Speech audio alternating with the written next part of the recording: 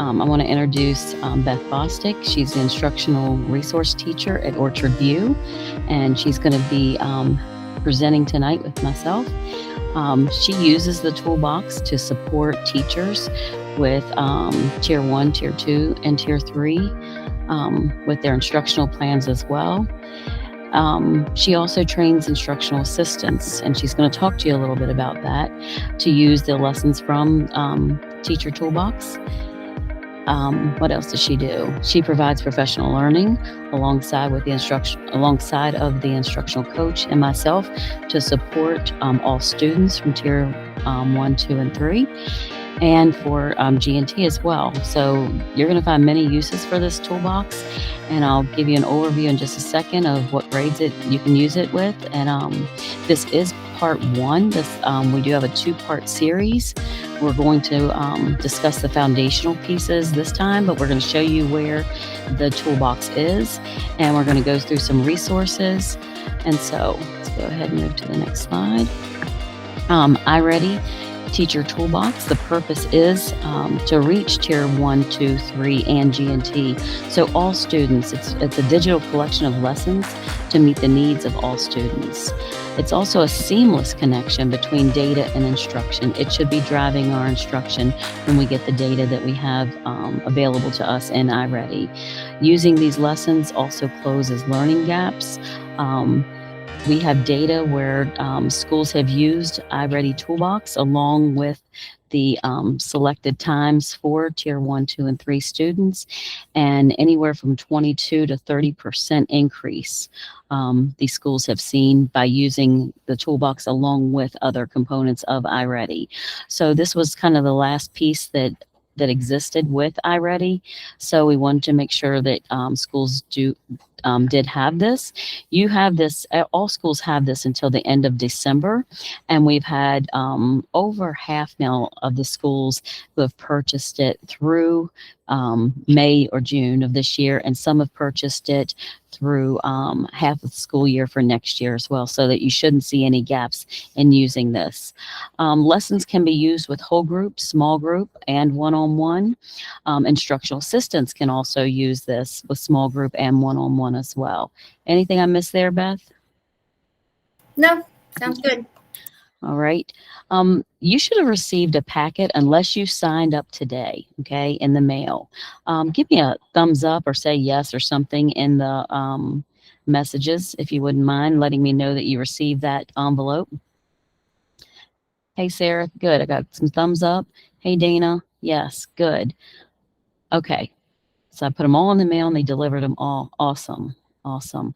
Well, when you look at the screen, thanks for letting me know that you received those. When you look at the screen, inside of your packet, you should have this document. It's the math workshop structure. This comes from Jennifer Lemp's work. Believe it's 2017 she released the book, but it came out in 2018. When I first saw Jennifer, it was through a Virginia conference, and she is a local Virginian. And we use this framework, and we have been using this framework since 2018. Math Workshop is a model of instruction that allows all students to engage in mathematics in the classroom and for all students to realize their abilities to be a mathematician. So if you see where the toolbox is on this mat, I went in and I showed you where you could use the iReady Teacher Toolbox. So if you notice the first column, if you're not familiar with this, task and share rather is your first structure. So kind of like follow it all the way down. That like would be one session in a math class. The next one is explicit instruction, math lesson with a focus lesson, guided math and stations. And then the third column is differentiated explicit instruction and guided math and stations. You'll all of you have a book that looks like this. You can see that where I am down there. And it's by Jennifer Lemp. This came with our math series about 6 or 7 years ago. So if you don't have it, take a look around your schools, because it does have videos in there that'll show you what each one of these structures mean. But where you can use this toolbox is during your whole group focus lesson. So you see that second structure, explicit instruction. You can use the toolbox lessons with whole group. You can also use it with guided math. And Beth is going to show you how to get into your data and determine those lessons. And then also it has resources for stations, has games in the toolbox as well. The third day, or the third different day, is the guided math, which just repeats its same thing. And this is a day without the focus lesson, when you just want to see most of your kids during a guided math lesson, and you run stations. So it does give you resources for all of those different components in Math Workshop. I just want to point that out to make sure that you're aware of that. All right, so where is the Teacher Toolbox located? If you could open up on your screen, go ahead and go into iReady. If you wouldn't mind, give me a thumbs up when you're there. And just open it up on another tab.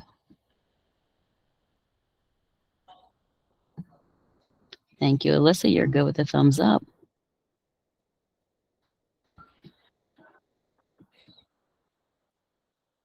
Say yes or give me a thumbs up. Good, Rachel.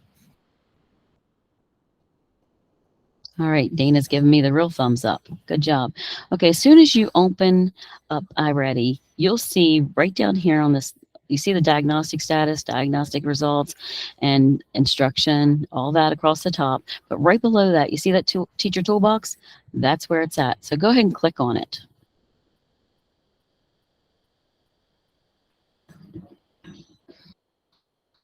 Okay, take a look across the top. You'll notice right across the top, you should have math up there, and it has grades K through 8. Remember, I told you it's for GNT as well. You'll notice that you can go further or you can go down for students who need it. But truly, it will design the lessons and the path for that student. So you really don't always need to go down into another grade level. And Beth's going to go over that. One of the things where right below that, where you see whole class, then instruct, you see those interactive tutorials. It'll show you how to, what you're supposed to do with each of the lessons. So it gives you professional learning as well. The Ready instruction book is the workbook that is there for you. And then there's some practice pages that you can have students do. And then it has the assessments, the lesson quizzes, and the unit assessments. And then remember how I told you in Math Workshop, it's really geared for small group instruction or differentiation.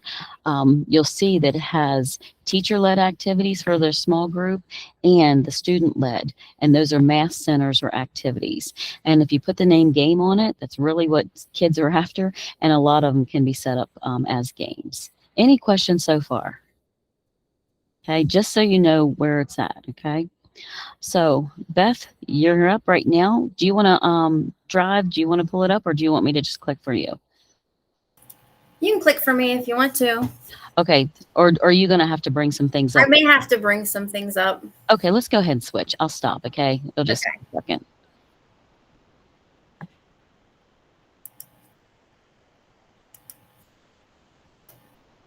Look at that puppy, Dana. Don't let him eat your packet. Okay, let Beth go ahead and get to that page. And then she's going to take you through the nuts and bolts of what you need to do prior to going into the toolbox. All right, Beth, thanks. Okay. All right, so one of the first places to go once you have completed the most recent diagnostic, when you want to group your students or to look at where your students are, is in the instructional groupings report. So on that main iReady page, if you click on where it says diagnostic results, and then if you click on explore instructional groupings, that would bring you to the instructional groupings page. Now, if you're someone that is in a role that works with K through 5, then when you click on the explore instructional groupings from the diagnostic results from this page, you're going to get just kind of a blank to where you have to choose a grade. So if you want a whole grade, you can just choose the grade that you're looking at, and it will bring up all the students and what group they fell in for that particular diagnostic in that grade level. However, if you want to look at a particular class, especially if you're helping out a particular teacher, or if there's an instructional assistant that you're helping, that's working with a particular class, then you may want to actually go down. So I'm going to kind of switch over and kind of show you, let me see. All right, I'm going to get out of the toolbox here.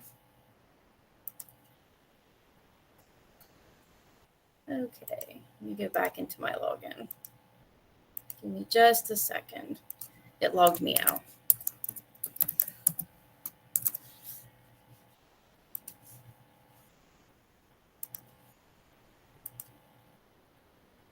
Right.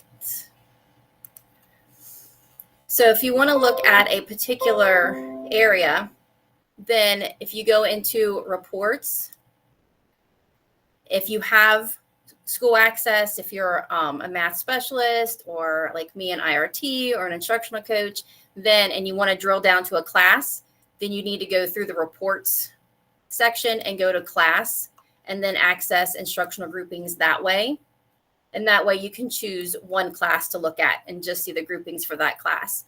So when I, usually when I look at it by grade level. If I'm providing materials for teachers or for an instructional assistant who's pulling students from several different classes in a grade level, but it depends on what you're using it for. Any questions on that? If you're a teacher, you're just going to have your class, Yes. though. All right. So once you look at your instructional groupings,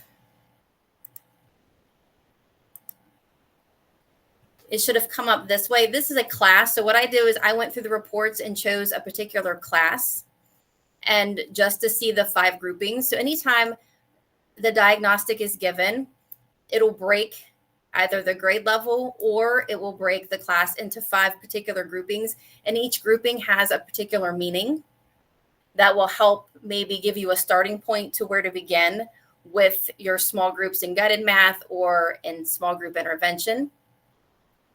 So I'm going to go to the next slide, but I'm going to come back to this one.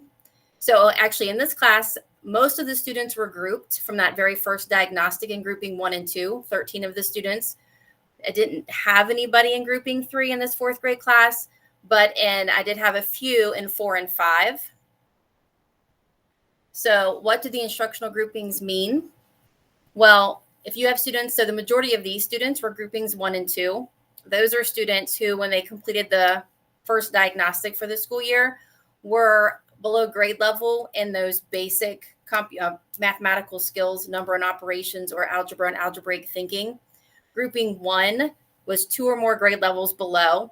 So the students in my 4th grade class that I have here were students who either showed up as a grade 2 or possibly a grade 1, either in number and operations or in algebraic thinking if they're in that grouping 1. In some cases, there could be students who are on grade level in number and operations, but because they were a grade 1 or 2 in algebra and algebraic thinking, it would have still put them in that grouping 1.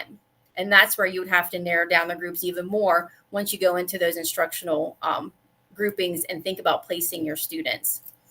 Grouping 2 also, but grouping 2 is just 1 grade level below in either number and operations or algebraic thinking, or both. Sometimes it's both.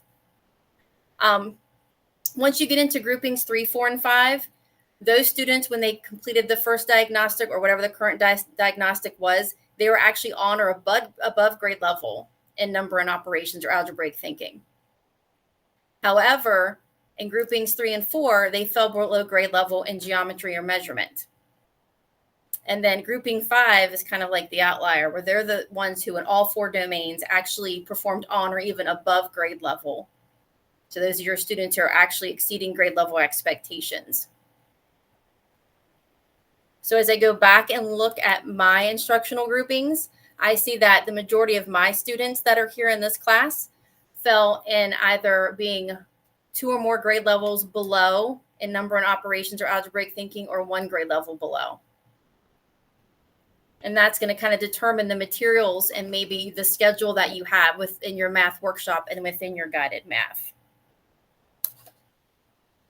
Any questions? Okay. Rachel has her Yes. hand up. Yeah, I was just Your mic's thinking. off, Rachel. Oh, can you hear me now? Yes. Okay. I was just thinking if, we're kind of coming up to when they're going to take the second diagnostic test, correct?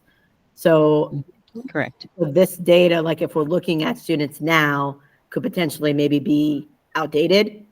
So should we wait until like that second diagnostic to kind of really look at it and implement using the toolbox if we haven't been using it, or what do you think? I would suggest most teachers will know where their students are at anyways. And so I look back at the report and see if that's something that where they still are having weaknesses in those areas. And then if they are, then look through the lessons and say, okay, yep, they've got this one, they've got this one. They don't need these first 5 lessons, but you know what? They still struggle a little bit here. And so you can still use it at this time, even though that data is old data. And then what other assessments do you have that would help support that as well? So you're kind of looking at classroom assessments, formative assessments, and looking at the data because there should be growth because this has been a few months old. But I wouldn't say wait until after the second diagnostic. How about you, Beth? What would you say? Well, I started using this data like at the end of October, and some of the things that I had to do, like so when I was trying to group students for intervention, what I did was I used not only this information, but I used this information also with teacher input. So we kind of would look at, okay, we would look at a certain grouping and we would look at the teacher led recommendations and the can do's and strengths that iReady gives from that.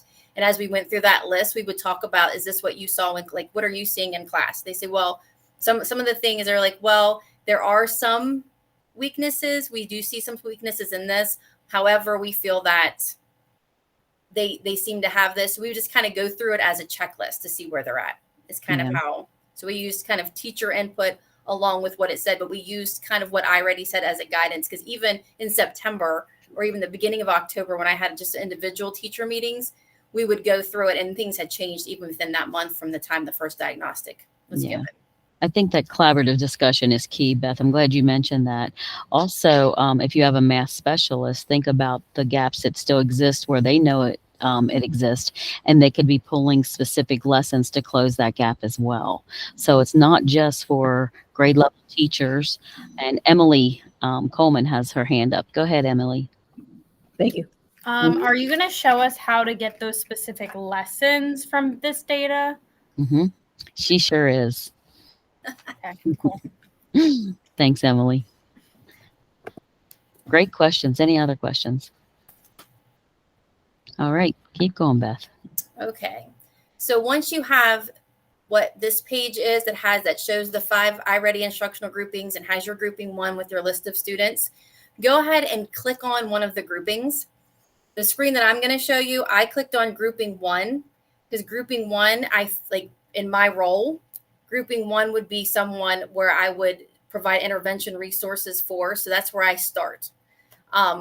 However, if the majority of my students were in groupings 4 and 5, I would start there. But in my role and also with the data that I have right now, majority of my students are in groupings 1 and 2, so I started with grouping 1. But you can click on any of the groupings that you want.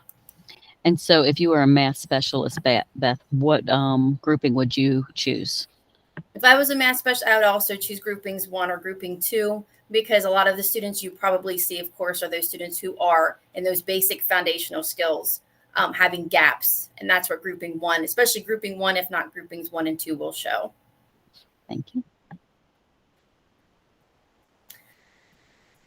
So I clicked on grouping 1 and I blacked out the names of the students. But anyway, this was grouping 1 for 1 4th grade class that we have here. And if you kind of look at what you have and what do you notice about the grouping that you clicked on, and just take a minute to kind of think about what you notice. And if you would like to share out what you notice, feel free. If you can share out in the chat or either or turn on your mic and share, would be great.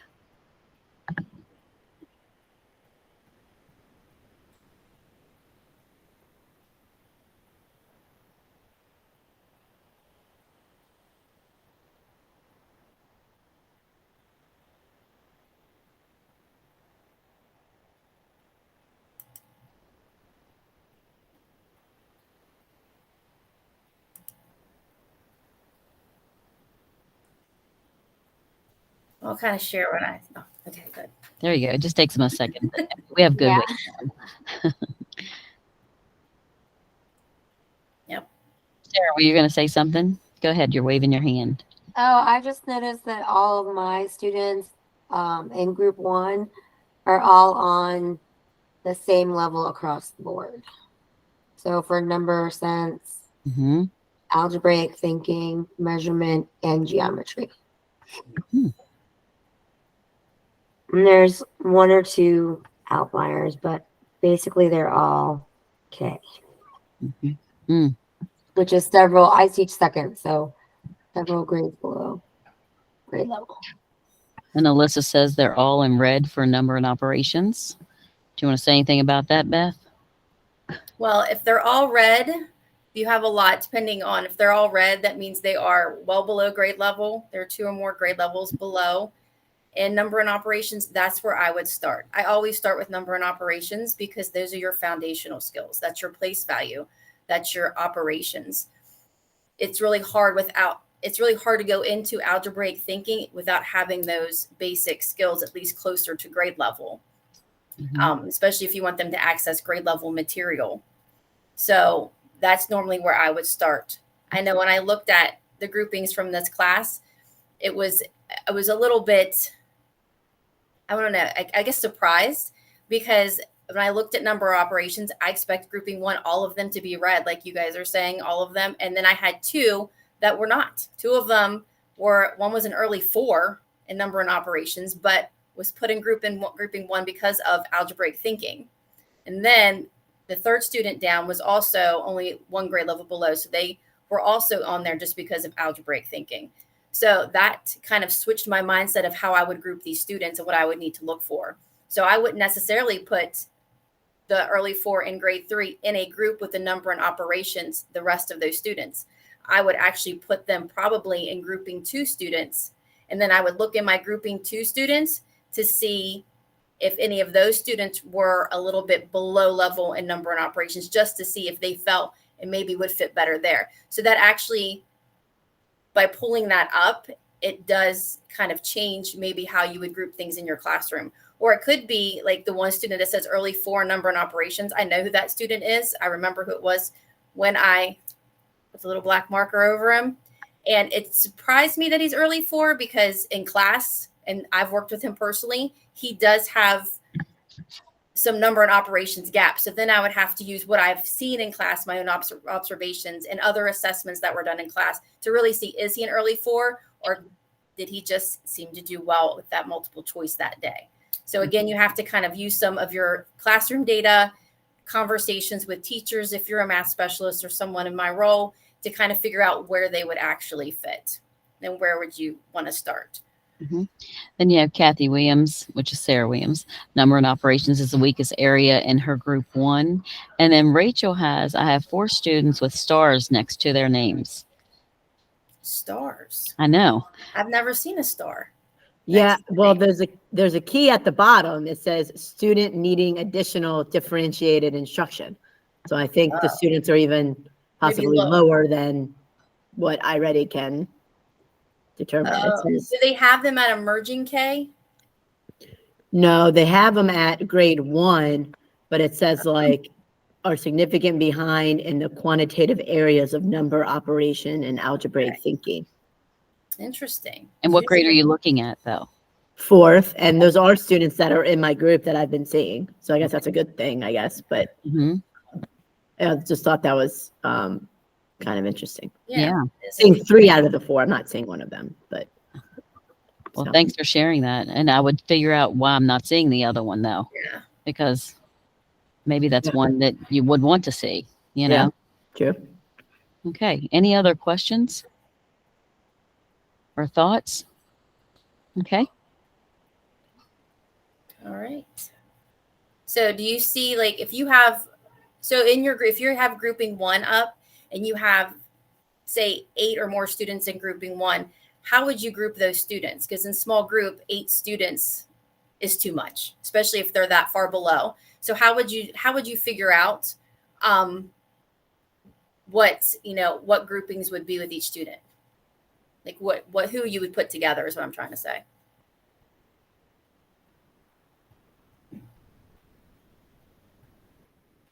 Go ahead, Rachel. Isn't there like when you go into like seeing what lessons or like looking at each of their scores, it says things that they can do and things that they can work on. So maybe you'd want to look at that piece of data for each of the students. You can kind of see, okay, well, they can do this, but they need to work on this, and group them based on obviously things they need to work on. And hopefully it'll work out nice where it's like, 3 or 4 students. Yeah. But it probably won't. But We wish for that. But yeah, like those can do's and needs extra support in. I can't remember what I said, but it's can do's and something else. So if you go into each individual student report, you can actually, what I sometimes do is actually print them out, and then I'll lay them out in a table side by side and kind of highlight and see what ones have in common and group them that way. So I'm a paper person, so I have to have it in front of me so I can actually physically move them around and put them in groups that way. Would be one. They also have, and we'll further in, if you scroll down past the names, the teacher led recommendations, which we're going to talk about in just a second. You can also look at the recommendations for teacher led instruction, that small group instruction, what they might have in common too. So that's other things that you could do. Beth, Emily is a math specialist, and her comment is we have 25 students in grade 1 in grouping 1. Okay. So that means in grade 1, so that means they're at the emerging K, is what I'm assuming. Yeah. So my just thought is, how do you go about serving all those students? Like there's one of me, 25 of them. You know what I mean? Do you have the teachers have access to their instructional assistants? Sometimes. So that could be one way, is to train. That's why we train our instructional assistants. The way that we have our intervention set up this year, instead of having just one instructional assistant serve a grade level, we have them set up to where like we can have all the instructional assistants pretty much in a grade level at certain times, so we can have more than one. I've found that I have, like, within our instructional assistants, we have some that have their strengths. Some are do really well with the math interventions and love to do them versus the reading. I have some that are just in certain reading interventions, they are phenomenal. So if the intervention I'm giving is a particular intervention, and I know this particular instructional assistant is really good with that, I train them just for that if I can, or on 1 or 2, so they become masters in that. So if you have some really good instructional assistants, or ones that have good background in math, or ones that are more familiar with small group math, training them and providing them a plan using some of these iReady materials could help. Okay. But I would kind of try to, within those 25, try to level out which ones are on the higher end in that group of 25, and you would want to keep the ones more on the lower end of that 25. Yeah, that makes sense. Thank you. And Beth, go back to Math Workshop, that template. While she's getting there, Emily, this is the other thing. You're right. You can't see all students. So like Beth gave you that suggestion to help support you, the instructional coach, help support the instructional assistants. But then where you see guided math, that is where you could see those students, the lowest of the lowest students every day in guided math. So those lessons you can still pull the same way, and then that teacher would be delivering them and doing some of the same processes that we just talked about by putting these students in specific groups to close some of these gaps, because they're getting their tier 1 instruction, but then in guided math, and that's when they're going to get supports to close some of these gaps as well. Does that help? So it won't be just you. Okay. All right. Sorry, Beth. Thanks a lot. All right. Okay. So in the packet that was sent, there are 2 kind of planning sheets that might be useful for teachers, or even specialists, or even filled out for an instructional assistant, that might help in the planning of using some of the planning of the groups and planning of the materials. The first is the small group planning sheet. looks like that. Yeah, and if you didn't receive your packet, I'd pop the link in the chat, okay? But I believe most of you received that. So with this one, you can plan a particular group in a classroom. This one probably makes me think of maybe like used for maybe just a classroom teacher.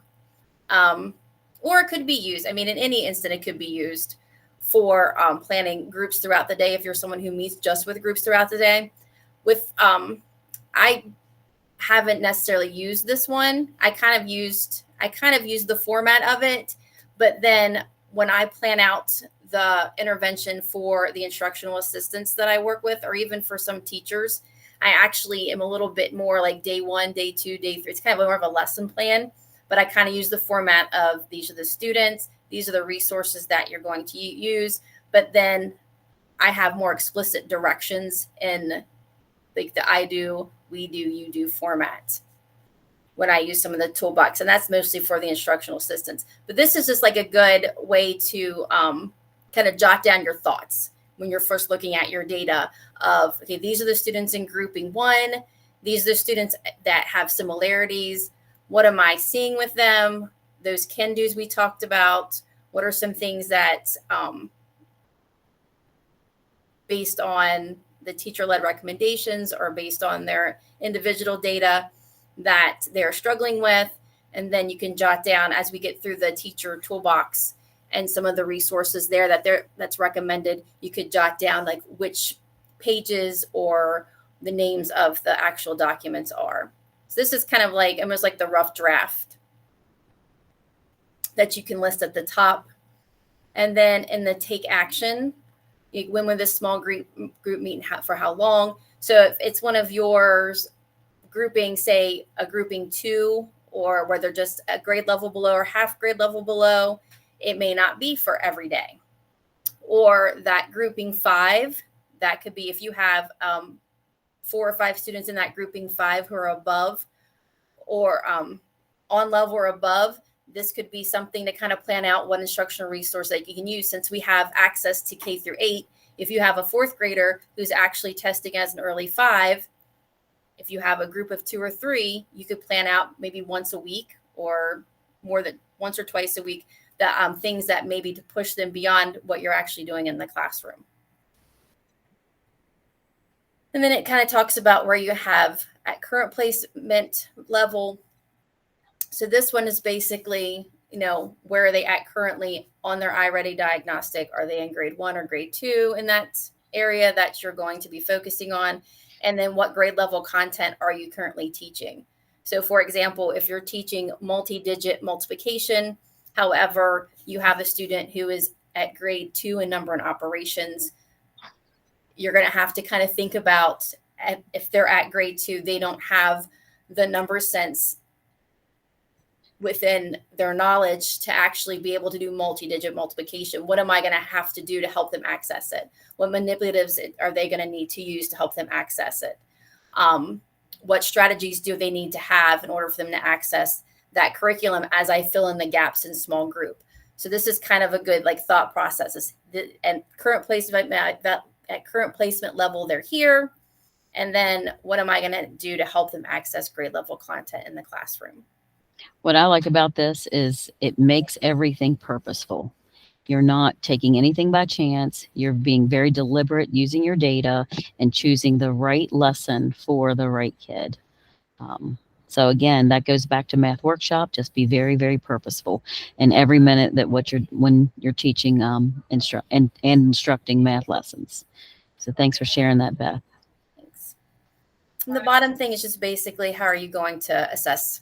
Is it going to be an exit ticket? They have in the teacher toolbox, they have little lesson quizzes.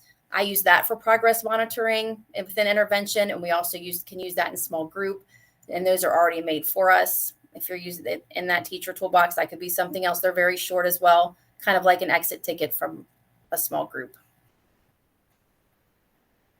Okay. And they're already made, so nothing to create. All right. The next one is for the guided math portion. they have the station rotation planning worksheet. Now, I've never used this one before, but I found it not too long ago, and I wish I would had it when I taught 4th grade. This would have helped me so much because it's just one sheet, and it's just where you would jot down like what the goal is, what the activity you're going to do in each station, and then what they're going to be doing in stations when it's not. You know, it's just very like short little notes for each group. Now, this is the actual blank document, but this was also sent the sample, and the sample really helped me kind of wrap my mind around how easy it could be using all of those items in the teacher toolbox with each of the different groups. So when I looked at this, you have like station 1 is your teacher-led instruction. So those are things that could be used from the teacher toolbox. That could be the tools for instruction that they recommend for that grouping. It also could be the other different teacher toolbox iReady materials that they have that they recommend further as we go through that. But if you look kind of how the teacher-led instruction changes, so it looks like group A is those students who in kind of in grouping 1 maybe, and it shows that even though the target for the whole class instruction, for the grade level content, the target is multiplication of multi-digit whole numbers, they would need to go back and in that small group work on just multiplying by 1-digit numbers to build that foundation so they can eventually access and do multiplication of multi-digit whole numbers. The second group also needs that, but then this last group in group C, if you notice, they're actually further ahead, probably in that grouping 5 to where they already are on or advanced grade level. So they're moving them to multiplying multi-digit decimals. So they're actually giving them more enrichment and kind of pushing them and challenging further along. So I thought that was interesting, just kind of have that laid out in that way. This would be good for any kind of guided math within that math workshop model. And I put the station rotation in there, and then I also put the PDF for differentiated instructional planning worksheet. That's another resource you can use. And then they, like in station 2 and 3, they show them, this is iPads, but like on their Chromebooks, they could, as one station for so many minutes while the teachers meet you with the other groups, they can do their iReady path, their personalized pathway. And then they also could do their learning games. So you even have their learning games incorporated into their guided math, not just the personalized instruction path. So I thought that would be a good planning tool within that guided math workshop structure. Any questions so far? Everybody good? All right, we're going to keep moving. Yep. Okay.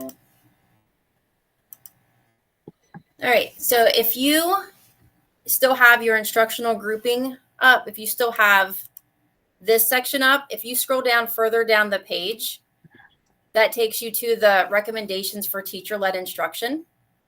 And that's where it kind of shows you how they performed on like what the diagnostic showed they needed. So in that grouping 1 that I had started with, I went down for the recommendations for teacher-led instruction, which is on the left.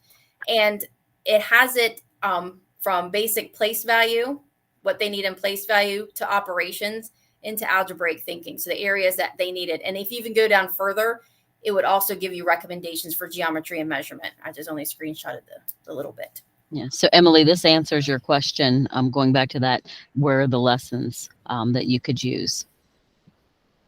So the recommendations are on of what skills need to be worked on are on the left. And then like the bullet points are things that they did not do well in on their diagnostic. But underneath is a summary that kind of shows, even though that they didn't show particularly, it says comparing and ordering 3-digit numbers. They recommend that you even go back further, because a lot of times when they can't compare and order numbers, there could be a lack of understanding in the basic place value of 3-digit numbers. And with that little summary below the bullet point, On the right are the recommended tools for instruction for the lessons in the order of the teacher-led recommendations.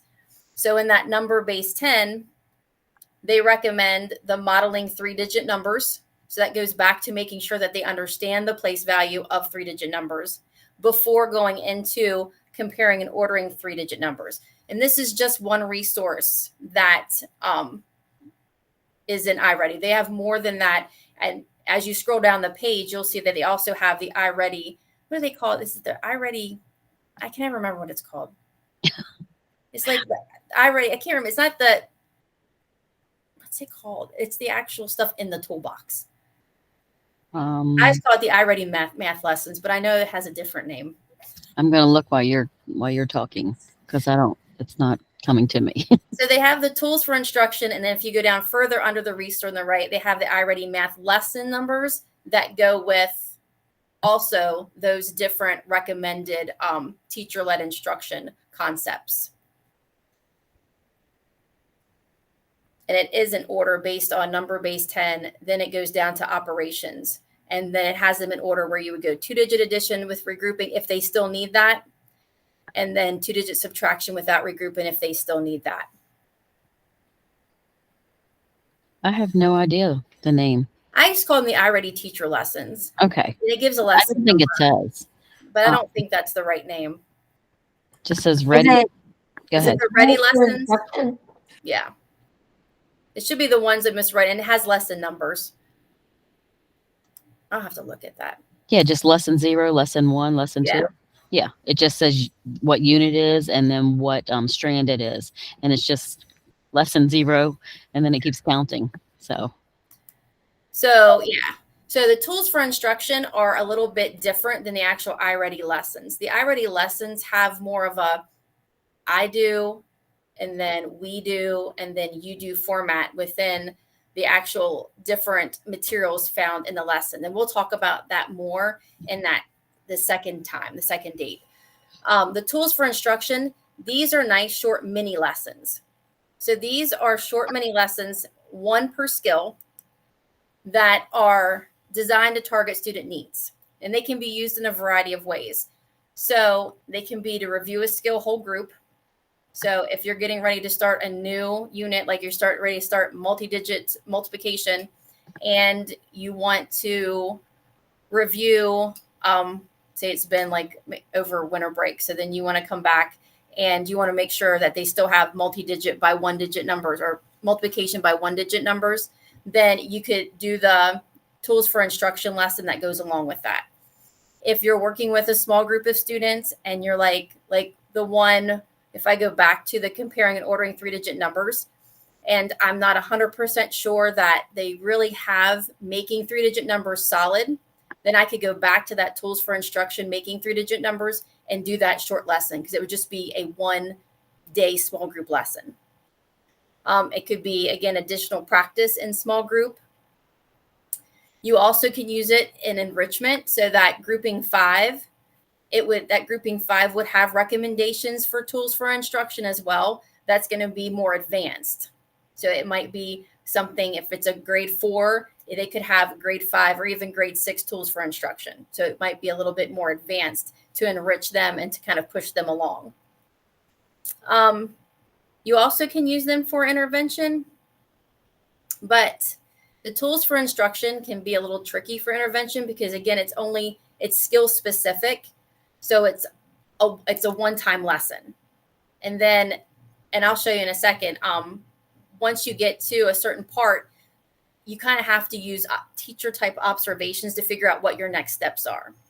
So I've used tools for instruction before in intervention lessons, giving it to an instructional assistant, but it was based on the lesson itself and what I wanted from it. So I used the tools for instruction just basically as an introduction before additional materials were given on that same concept.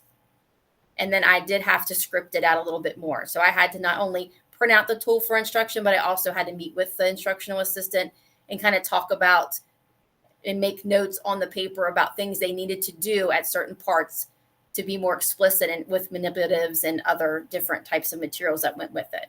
So some of them are really good where they don't need any extra support. And some of them are a little bit more depending on the experience of the instructional assistant where they would need more modeling from the teacher of how to use it or from you on how to use it if that's what you plan to do. But it is just a one lesson deal.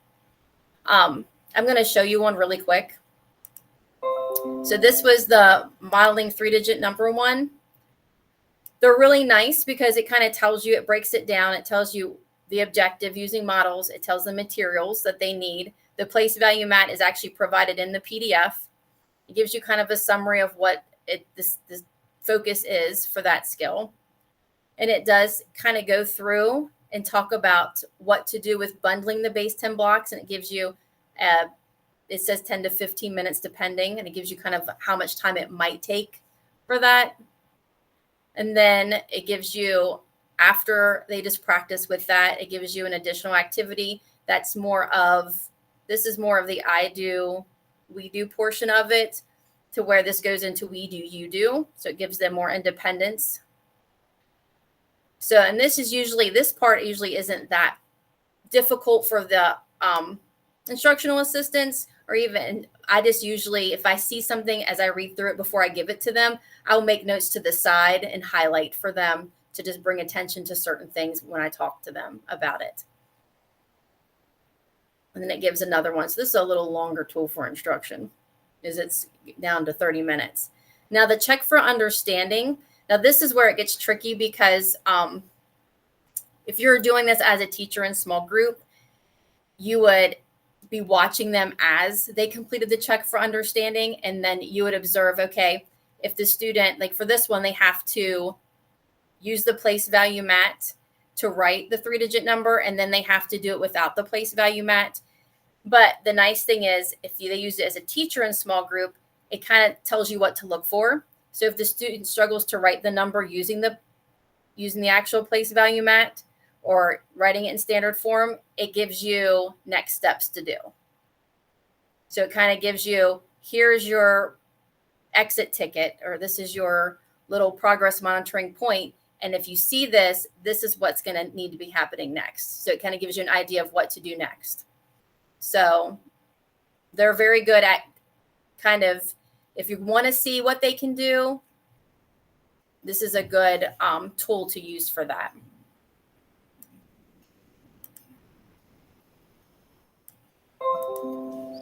Any questions? Everybody still good? All right. And then we already talked about this. How do I know what tools for instruction to use? Again, it's in order based on the number base 10 operation. So it goes in order of the teacher-led recommended instruction. You can kind of match them up there. You also can find the tools for instruction in the toolbox. It's usually after the reteach under that small group differentiation. So if you're using that as part of a lesson of the iReady lessons, it's all going to be there and kind of, so if you're doing lesson 1, understand place value, you could go across and see, does it have a tool for instruction that maybe I want to start with before I go into the ready instruction book and the practice pages. I've done that, used it that way before, where this is kind of like the beginning part of the lesson.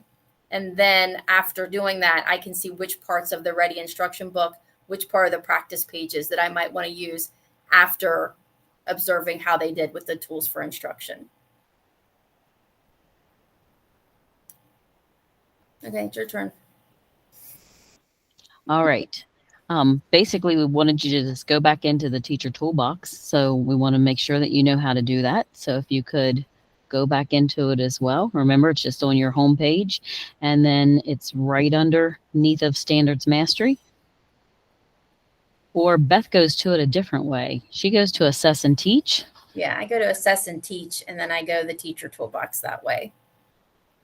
And I think there's another way, because when I was reading over it, so there's 3 different ways to go to the Teacher Toolbox. We think those are the 2 easiest ways, and I can't remember the other way. So those are the 2 ways that you can make sure that you access that. Okay. Any questions on how to use the Teacher Toolbox and which tools you're going to pull which lessons. There's videos in there. There's teacher notes in there. There's lesson plans. There's worksheets. There's practice. There's quizzes, games. Anything else, Beth? I know, like, these are the parts that I like the best. If I go into this, where do you have it? Yeah. So when I go into this, when I use it for intervention in my 5-day plan for each lesson, I use the Ready Instruction book lessons. Mm-hmm. I don't, the tutorials are really nice if you have a screen. I do not have a screen in this little room, so I don't use that because I've tried to do it on my Chromebook before and it just didn't work. But I'd use the Ready Instruction book and the practice and assess. I use those within the first 4 days of the lesson that I give. And then I actually use I don't know if I have it here, I can't tell, but I actually use the centers that they have in the Teacher Toolbox for that lesson. I'll use the student-led centers on that last day to kind of reinforce, especially if a student missed the progress monitoring on day 4, or if they missed or they didn't do well on the progress monitoring. I use those student-led centers. That way I can work with, or the instructional assistants can work with that student to kind of reinforce what was, to help review what they may have missed on that progress monitoring and to see what next steps are. Okay. And Emily had a question. When do you lose access for the free toolbox? That would be December 31st. Mike, Mike, can you see me? Would you mind jumping on a second and maybe talking about how you purchased and what funding you used? So I've not officially purchased yet. I'm kind of in this here to learn more about it. But we are able to use our All in Virginia tutoring money, if my understanding, to be able to purchase it. Several schools are doing that right now. Schools have been allotted money for the All in Virginia tutoring program. So that's kind of a way to use money to purchase this. I think Title I money could also be used. Mm-hmm. Title I money. But my plan is to use the All in Virginia money. And I believe there's either 6 or 7 schools that are going to or have purchased it. And maybe it's because waiting on funding to come in. But then yes, the All in Virginia money will not be available to us probably, I hate to say it, probably the end of December, beginning of January, until it all gets processed through the state and then through the county and then finally in our hands. Right. And if we see a gap and we know that people are going to be purchasing, then they're very good with working with us at iReady, and we could get that extended for a week or 2 until we get everything pushed through. So yeah, I imagine they would probably invoice us and we would pay it. They'd right. give us access and we'd pay it once we get the invoice and stuff. So does that answer your question, Emily? That is sad, isn't it, Sarah? But Mike is on your side, so he's doing the best he can, and that's why he's here to learn more about it. Mike is awesome. Yes, he is. All right, want to go to the next slide? Keep going. Okay. So we have another training on the 17th. That would be almost after the second diagnostic window closes. I believe we close on the 19th. And so we're going to be getting into that data and then choosing the right tools from the toolbox using your data as well. Remember, this is how we reach all students using this Teacher Toolbox. So we hope you can join us. And if you can complete your second diagnostic, that's going to make the second session even better. Anything else, Beth, on that? Okay, if you want to go to the next slide, what are your next steps? If you could just quickly, in less than 30 seconds, just write in the chat, what's your next steps for getting into the Teacher Toolbox, or if there's anything that you need as well. Could you just jot that in the chat? And while you're jotting that in there, you can go to the next slide, Beth. there are some resources, not just the resources that we shared with you, but there's a couple more resources on this. And I shared the PowerPoint slides with you. I'll share them again with everyone along with the recording. If I can get it, make sure everything's okay with the recording tonight, I'll shoot that out to you all tomorrow. And then I'll put it on the instructional services, elementary instructional services site as well. Okay. Discuss with instructional coach and IRT how to use this with our tier 1 and tier 2 teachers, students, and classrooms. Absolutely. Plan lessons and SG. What's that mean? Help me. Small group. Thank you. Small group using the lessons and resources. It's too late in the afternoon. Resources in the teacher toolbox, and definitely small. Thank you, Sarah. So great. Hopefully, okay, Rachel, looking at the toolbox to see what resources I can support my groups for extra practice or materials presented a different way, and share information with teachers. Exactly, Rachel, because remember, a math specialist can't get to every student, and if you share it with them, they can do this in small group. Talk to them about math workshop. Dana, collaborate with teachers on planning for interventions. Tracy Gardner, we worked with teachers for them to group their students and use the toolbox to drive small group instruction. We also use this for our special education students as well. Absolutely. I should have put that in the, well, I say all students, but absolutely, I'm going to put that. And then might potentially use after school tutoring that will begin in January across multiple grades as well. I do hope this was worth your hour of time. We'll definitely keep pushing things out, but there's a lot of usage. Sarah, I want to make an iReady file for reteaching activities. Good. For teachers, and a file for the students. Also, I want to make a file for above level students to stretch their thinking. Dr. D, let me know if you need any tutors from Sarah. I'm interested. All right. Well, it is 5:01. We will stay on here for a couple minutes. If anybody has any questions, we'll be happy to answer your questions. But thank you again, and I'll get that recording out to you.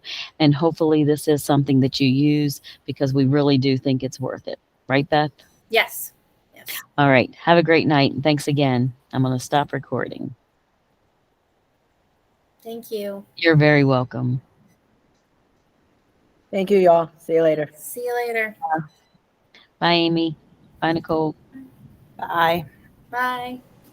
Hey, Sharon, I have a question about the second session. Yes. I tried to register, but it said that it was full, and then now registration is closed. On So the is second there? session as well? Yes. So is there a way I can get a link to that? Yeah, I will send you the link, but I'll go in and ask the person who's over that to make sure that one's open. It probably was clustered.